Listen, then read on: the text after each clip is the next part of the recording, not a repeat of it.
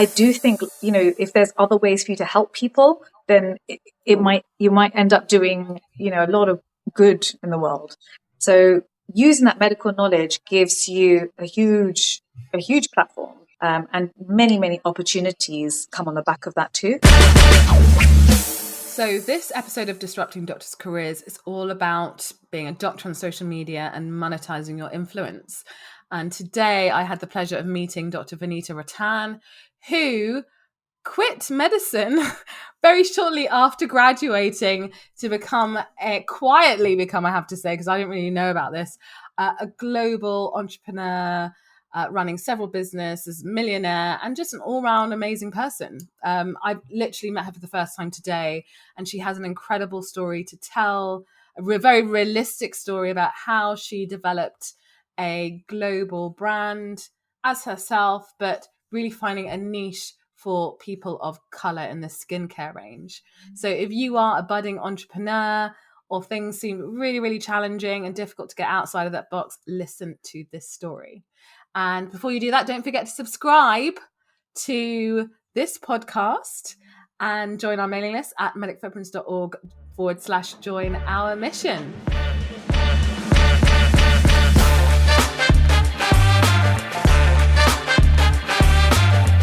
Let's face it, burnout amongst doctors is sky high, and we're actively seeking other ways to make the most of our transferable skills beyond the usual career pathways. Welcome to Disrupting Doctors' Careers. I'm your host, Dr. Bubbers-Jones, and I'm on a mission to connect 1 million doctors across the world with the best in diverse career opportunities. Welcome to Disrupting Doctors' Careers. I'm your host, Dr. Bubbers-Jones, and with me is the fantabulous Dr. Vanita Rattan, who is the founder of Dr. V and the founder of a lot of things, it sounds like. So she is a doctor, but also an incredible female entrepreneur. I've spoken to actually, you're the second, actually maybe the third woman entrepreneur I've spoken to this week. So a pleasure. And today we're going to be specifically discussing doctors on social media, how to monetize your influence. So social media, it's something that, we're all on. But the question is, how can you grow your business or grow yourself and monetize yourself effectively and sustainably, either as a side hustle or as full-time? So these things do not happen by accident. So the influencers you see online, some of them, very, very, very few of them rolled in and viral, but that's not sustainable. Most of them had to put a heck of a lot of hard work and grafting to get to where they got today. But it's totally doable if you have the right product, you have the right brand, you have the right positioning, and you have the passion and the grit and determination to survive. 100%. So Vanita's going to tell us all about that. And welcome. Thank you. Thank you so much. I'm excited to be here. Awesome. So we've actually had a long conversation before we even started this podcast, and she's had so many like gold stories. But anyway, Vanita, could you please start by telling me, who is Vanita Rattan? Who is? I don't know. It's quite funny actually, because when you say Dr. V is like a third person. When you talk about yourself in the third person, that does also happen. Persona. When my mom's telling me off, she'll say, "So what?" She'll call me Dr. V. But no, actually, my history is I did medicine and then I became a cosmetic formulator. There was an insight that I had, which was that the vast majority of products being made were being made for Caucasian skin. So meaning for skin of color, we have completely different skincare concerns, and the ingredients that we need to use are different. So for example, we get hyperpigmentation, but we don't wrinkle that fast. So for us, actually, it's more important to have tyrosinase inhibitors than anything else. But there were no creams out there with tyrosinase inhibitors. In addition, they put ingredients that are very irritating. Can I just ask, what do they do? I'm not even going to pretend that I know what they do. Okay, no, that's fine. Tyrosinase inhibitors are a category of ingredients that will calm down the melanocyte and help to bring it back to normal. So for us, I always say we've got larger melanocytes than Caucasian skin. Those are cells that produce the pigment melanin. So when that cell is triggered, you start to produce too much pigment in a localized area.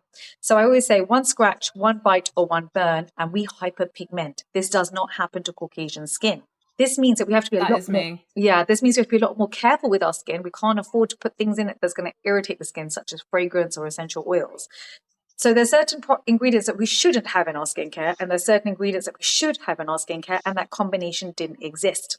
So I basically just through my parents had their own laboratory, and then I set up my own laboratory. And previous to this, I had a chain of clinics. During COVID, we shut the clinics, and I had to pivot. I then decided to become quite big on social media quite quickly, and I was going to mass produce products that were formulated specifically for skin of color and be able to ship them globally. So this all happened really at the back of the pandemic and having to change tack. So a lot happened in quite a short period. Oh, this is incredible. How long ago did you start this company? I know you've had another company or maybe more before. How long has so this one been around? So Ace Medicine was my first company, actually. That was medical education. I started that as soon as I left medical school. So that was in 2009. And we were doing, we ran lots of courses on how to get into medical school, passing medical finals, etc.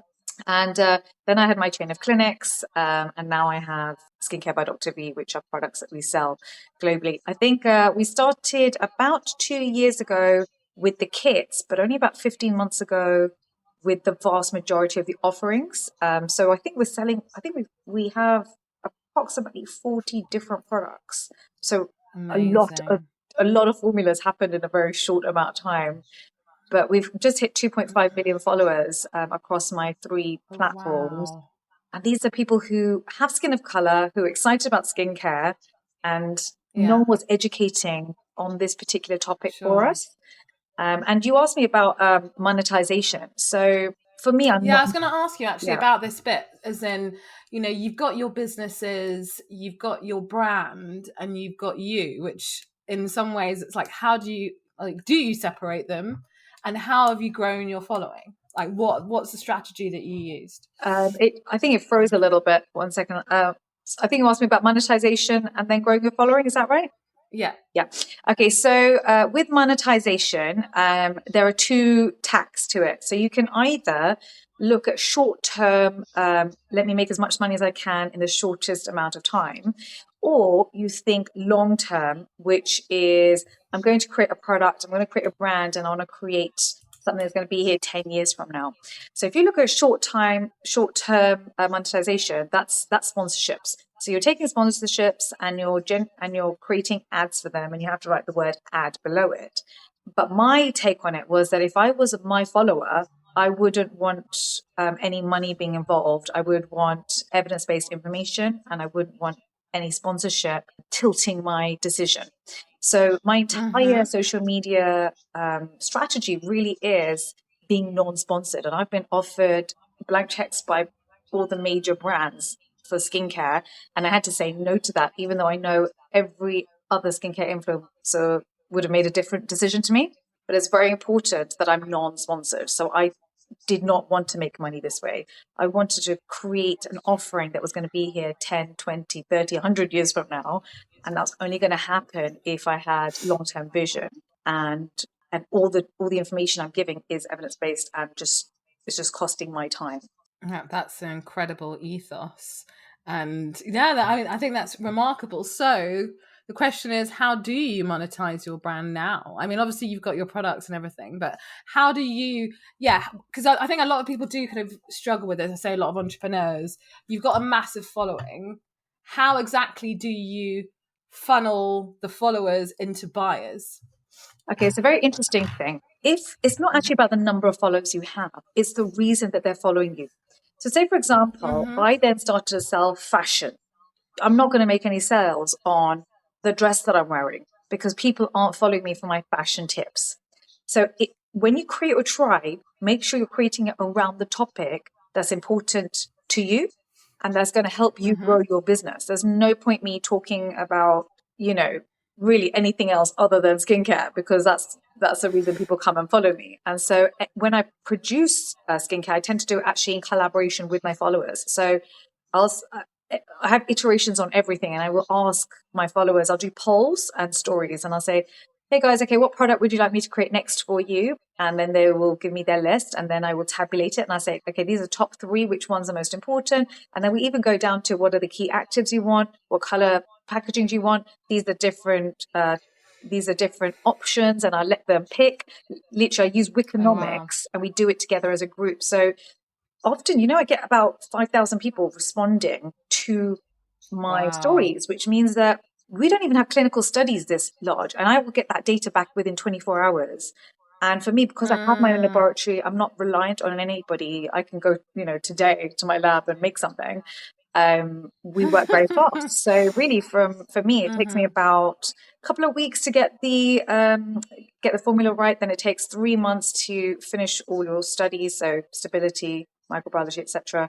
And then it takes about 2 months to get all the ingredients and packaging. So from beginning to end, I could be done within 5 months. And my followers then will have been on their entire journey with me. I'll show them the lab, and I'll show them me, throughout the entire stage. So it's not a shock when I suddenly release something, because they wanted it from the beginning and I'm doing it for them and we did it together. So I think Yeah, there's so something to you've be said taken about them that. on the journey with them 100%. and built your products around them and based on Yes. their feedback. So it's Yes. tailored exactly for them. So Exactly. when you put it out, they're just willing to buy because they're invested Yeah. emotionally in Exactly. what you've produced. Yes. That is fantastic. That is Oh, fantastic. thank you. And it's the strategy that everyone uses. Well, everyone needs to use, especially in a consumer driven Yeah. market these days, right? I don't see it happening enough, though. It's very odd. Even the large Mm. companies. And I think part of it, honestly, is because I'm one person. I'm not a big brand. If I was a CeraVe, for example, I can't come and say, "Hey guys, what would you like me to make for you?" Like you can't really do that. But because I've got a Mm. connection with my followers, we're friends. So we're having a Mm-hmm. conversation. How are you going to have a conversation if you're Ole or Neutrogena? You can't have that very candid conversation. And so there's no one Yeah. else who right now who is a cosmetic formulator who has a large following on social media, and certainly not for skin of color. So right now I'm in a very lucky situation where, a lot of people are able to help me and I'm able to help a lot of people. So, I mean, we were talking, I can't remember whether it was on this podcast or not now, because we've spoken quite a bit. When you graduated from medicine Yeah. and you had all these amazing accolades attached to your name, and you were going to be the poster girl for like the best medic ever. Well, not And really. then and then you were like, well, like a Harvard dropout, actually I'm going to start my own Oh thing dear. and be ultra amazing at it. And I'm going to own that, which you did. Oh, And you still are. thank you. Like, could you take us back to that day, or I say that time, Yeah. about what that transition was like for you and your decision making behind it? I think for me, I've always been an entrepreneur. I've always known I'm an Mm-hmm. entrepreneur. It's something that just excites me. And as much as I loved my degree, medicine was truly the best degree ever. I just can't imagine there being a better degree than that. For me, working in a hospital was never something that excited me. And so really, when I was at medical school, it was very easy for me to think, okay, there are certain gaps in the market, even for medical students. Like I would create this product specifically for medical students, because coming from an entrepreneurial mindset and having the knowledge, I would just create the product. For me, that's such a natural thing to do. And so Mm-hmm. even after medicine, my passion was in seeing how I can help millions of people by looking at gaps in the market and filling it. But there are not many doctors who have medical knowledge and then can plug a gap, because it's not something that a medic would ever even consider doing. They've done medicine and Mm-hmm. now they're Mm-hmm. sort of stuck in that role. And if they love it, great. But if you don't love it, then I do think, if there's other ways for you to help people, then you might end up doing, a lot of good in the world. So using that medical knowledge gives you a huge platform, and many opportunities come on the back of that too. Can you list some of those opportunities Yeah, for outside of example, the you business? could, even if you, for example, say you want to combine medicine and tech, how many medical Mm-hmm. apps could you make that don't exist right now? Say you want to combine medicine and AI. What could you do with that information if you were able to put those two together? if you want to combine even medicine and food, you want to combine medicine and photography even, you could literally combine two different skills that Medicine you're with passionate anything. about. Yeah. And now you create a Venn diagram and you see if there's a need for what you can give and only you can give. So yeah, I think the next generation is not going to be enough for them, to be honest, just to have one degree or one skill. They are going to have their degree plus another 2 or 3 skills even. So for me, it had to become medicine. Then I became a cosmetic formulator. And then I had to get good at filming and editing, which is something that I was not born doing. I wasn't part of the social media generation. Facebook came along when I was 25 years old. So I was, I didn't grow up with it. So I had to learn this whole new culture, this whole new way of communicating. So you have to have that growth mindset and be willing to stack skills and see where they overlap and if there's a need for that. What was that experience like for you, learning those new skills, which, a lot of the time is seen as soft skills? It's not like you're doing a technical degree like medicine, because what, for example, like we're running this incubator, Doctors in Industry incubator, for doctors who need to address the skills gap in moving to industry, of which there are many. But a lot of those skills aren't something that we would have been taught. And it makes us realize that a medical degree, as valuable as it is, like the list of qualifications under your name does not have the same weighting in industry or as an entrepreneur than it does as a medic. And so a lot of the things that we are focusing on with regards to the doctors, one of the main things is learning how to sell yourself as a skill, networking as a skill, to grow your reach and your influence and uncover opportunities. So when you're doing these activities such as filming, editing, blogging, whatever, you name it, how did that feel for you, like making that transition? And how did you see it? Did you see this is a critical skill I have to learn? Or is it like, I'm doing this because I enjoy it, or actually I'm doing this because this is the goal that I'm reaching, and this is a necessity for my success? Like, I'd love to hear more on your terrified. thoughts. I didn't think I was good enough. I thought I was too old. I didn't think I was pretty enough. I didn't think I had anything to say that people would want to hear. You doubt yourself. We all doubt ourselves. Oh my God. Yeah. And until you put yourself in that uncomfortable position, until you do it, you don't know.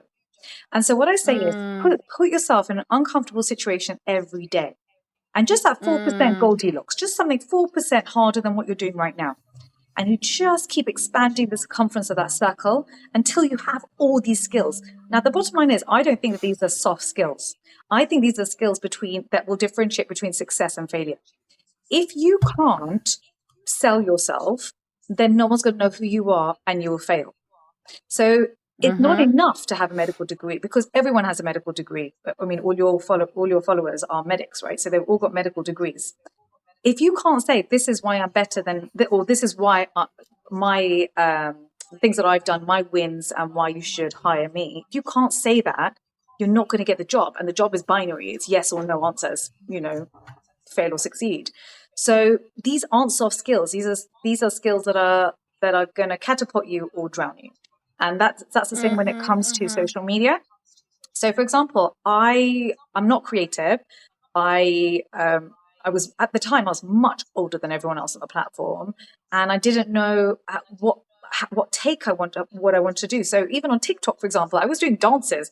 I love dancing anyway, but I'll say, hold on, I'm putting dancing in. I don't get this dancing doctors on TikTok. Like, what is going on? I love dancing. I love singing, but like, tell me more about that. Honestly, I look back and I cringe, because I was dancing to salicylic acid, and you're doing the trends in order to talk about salicylic acid. But that's what uncomfortable is. It's like, how do I don't know what I'm doing. Let me try this. Okay, that's embarrassing. Let me try that. Okay, that kind of worked. Okay, let me try this. Okay, that one went viral and everyone loved it. Okay, let me do more of that. But unless you're willing to make a bit of an idiot of yourself, make a bigger, people are going to laugh at you. It is what it is. But if you can't even do that, how are you going to ever be great? How are you ever going to come out your comfort zone? How are you ever going to reach the stars? Because the only guarantee is that you're going to fail. Failure is going to happen whether if you are trying to reach the stars. So just assume, for every 5 things you do, one thing's going to be ridiculous and everyone's going to laugh at you. It is what it is. Move on, So I think there's a bit of fear there. I think fear holds people back. What are people going to think about me? Are people going to laugh at me? And I think that's such a shame. And I think it tends to affect women more than men. I think men tend to be more audacious than women. Women have been, whether it's nature or nurture and conditioning, women have been taught not to brag. Women have been taught not to sell themselves and, to be a little bit quieter and to be a good girl. Whereas actually we don't teach that to boys. We don't teach boys. I think that's totally conditioning. I think it's cultural. Yeah, I agree. Obviously things are much better than they have been in the past, but we've still got a way to go on that one. But no, I totally agree. Yeah, I went back to my old school yesterday and I gave a lecture on all the things I wished I'd known 20 years ago when I left the school.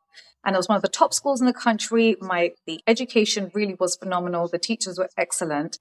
But when I asked the question, so I stood at the front of the class and I said, at the assembly hall, and I said, so I've got 2.5 million followers. I've got one of the largest skincare brands in the world. And I've just published a book with HarperCollins. And so I'm saying my wins very confidently at the front. And I said, how many of you would feel comfortable to come and stand at the front and tell everybody your wins? And no one put their hand up. I think 3 people put their hand up out of 100. Considering that this is one of the top schools in the country, they are all the top 1% of the country. They're already winning. No matter what they do, everything they do every day is a win. But not being able to articulate it or feeling embarrassed to say it puts you at a disadvantage. It's not going to help you. It's going to hurt you later. A huge disadvantage.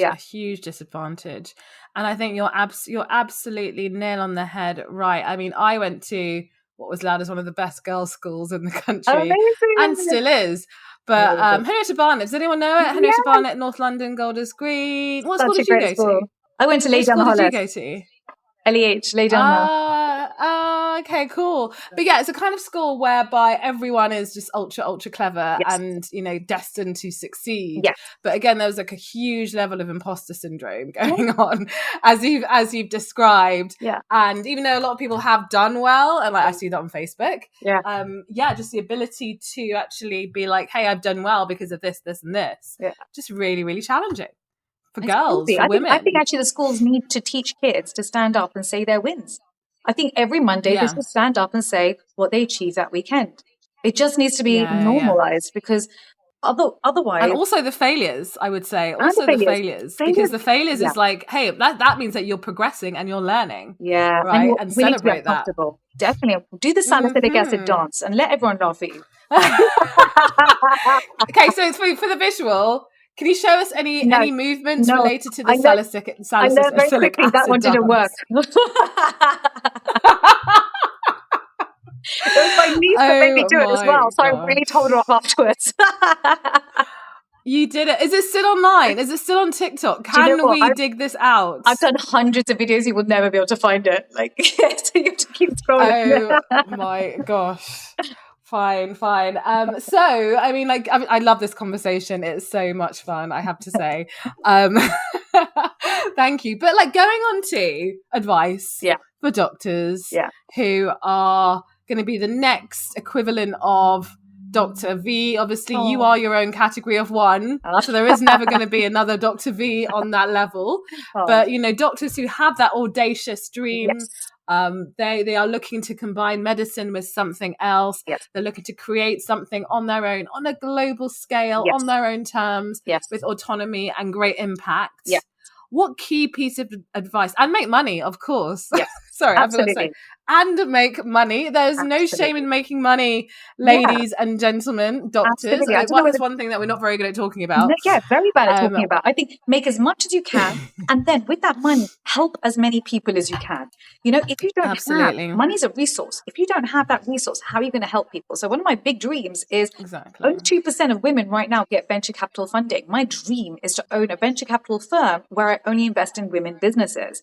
Now, how am I going to do that if I don't have money? Money is power. Money gives us equality. It helps the next generation of girls. Either you have your own money or other people's money. It's not a dirty word. Yeah, and in that situation, obviously with a VC fund, it's either your money or other people's money. It's always better to, that there's a whole thesis and debate over, which is better depending on the individual. Yeah. But absolutely, power, influence, presence, these are all really important things, and money is an important part of that. But anyway, going back to my question, what advice would you give to doctors? What advice would you give to doctors who are looking to do something great in the world and earn money doing it? Okay, a few things. Number one, I recommend one book called Blue Ocean. Blue Ocean Strategy, I think, articulates very well how to go about doing it. What you want to do is to dream of an industry which right now doesn't exist, but caters to a specific need, a specific pain point that right now we are doing a pretty poor job of assessing. You need to see if you can do it better, if you can do it cheaper. So I'll give you an example. Cirque du Soleil. Before Cirque du Soleil came along, we had circuses, but circuses were very expensive. They were smelly, and they were cruelty to animals. So Cirque du Soleil went, do you know what? I'm going to combine theatre plus circus. We're going to get rid of the animals. We are going to make the seats more expensive, and we're going to give them a theatrical performance with trapeze artists. And it took over. It created a blue ocean, created a brand new industry for itself. So what I would say is do the same thing. Create an entire brand new industry for yourself, like I've done with skincare for skin of color. You want to create something that does not exist. That doesn't mean look at what someone else has done and try and be 10% better. No, I would say look with fresh eyes and see, is there a way that you can do this entire thing better? Whichever industry that you want to disrupt. That's what it is to have a audacious dream, is to have something that people go, who do you think you are dreaming so big? So if people aren't saying that to you, you're not dreaming big enough, is what I'm saying. So audacity is something that I would champion, and especially for women. Women, because of nature and nurture, as we discussed, we don't have the levels of audacity that men have, and so men will negotiate harder. They'll negotiate their fees more at work and their bonuses. They'll also get more venture capital funding. They were more audacious with what they're going in with. And also in networking, you see in networking events that the men do feel more confident to talk about their wins, whereas women aren't going to stand there and say, these are the things that I've achieved. So audacity. And this is why we're disrupting doctors' careers, everybody. globally, hey? Yeah. Medic Footprints, something that I started 10 years ago, and it was very different from what anyone was doing, and it still is. Yeah. It still is. Yeah. And again, I'm just going to plug in the Doctors in Industry Incubator again, because join now, because it's going to be phenomenal as we scale up that program. So now is the time to join to get the most of me, because obviously I can't physically scale myself up, but I can increase my faculty of amazing doctors. So if you're looking to move to industry faster, join now and basically just create your dream career with us. We're all doing it together, and there's plenty of room at the top. Yeah. What would you say about that?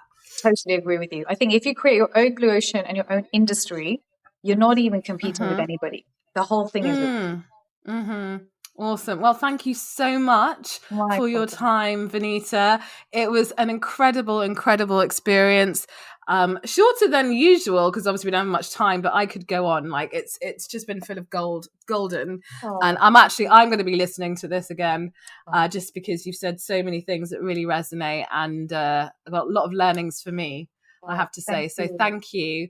And for anyone that wants to stalk you online, what would be the best way of, say, reaching out and finding out more?